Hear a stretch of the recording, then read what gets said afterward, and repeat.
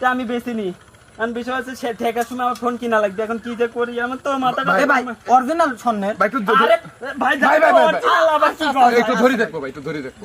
আচ্ছা দেখেন আরে না না না না না দাদু, আরে দেও। please, বাবু তুমি ভাই আমি টাকা দিচ্ছি, কয়লা কয়লা। ওরে টাকা দিবি টাকা বেশি করে টাকা দিবি দেখি দেও ভাই অরিজিনাল স্বর্ণ সমস্যা নাই 5 কেজি আছে ভাই, নিব কত কত?